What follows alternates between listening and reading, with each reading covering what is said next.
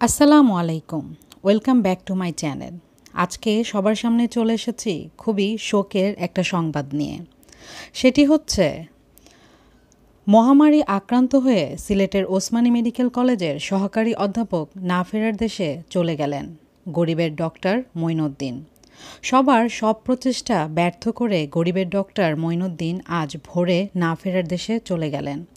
হে আল্লাহ, তুমি ডক্টর মঈনুদ্দিনকে কবুল করে নাও, জান্নাতুল ফেরদৌস দান করো, ওনাকে শহীদি মর্যাদা দান করো। উনি খুব ভালো একজন ডক্টর ছিলেন।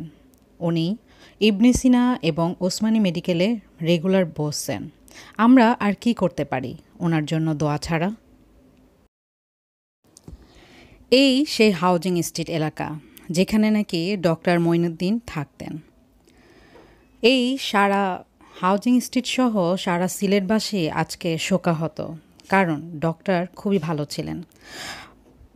সিলেটের সর্বপ্রথম মহামারী আক্রান্ত রোগী তিনিই ছিলেন। তবে সবাই মনে প্রাণে অনেক দোয়া করেছিলেন ওনার জন্য, যেন উনি সুস্থ হয়ে যান।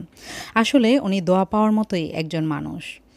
গরিবের ডক্টর বলে অনেকেই ওনাকে চেনেন। নিজের এলাকায় ফ্রি চিকিৎসা প্রদান করতেন তিনি। আসলে ভালো মানুষগুলো মনে হয় এভাবেই তাড়াতাড়ি চলে যায়। আমাদের আর কি করার আছে? হায়াত মত তো আল্লাহর হাতে। আমরা শুধু পারবো নামাজ পড়ে 2 হাত তুলে ওনার জন্য দোয়া করতে। তো আমরা সবাই ওনার জন্য দোয়া করব। আল্লাহ যেন ওনাকে জান্নাতুল ফেরদৌস দান করেন। আল্লাহ যেন ওনাকে শহীদি মর্যাদা দান করেন। আজকের মতো এখানেই আপনাদের কাছ থেকে বিদায় নিচ্ছি। সবাই ভালো থাকবেন। যে যেখানেই থাকবেন সুস্থ থাকবেন, সাবধানে থাকবেন, বাসায় থাকবেন। আল্লাহ হাফেজ।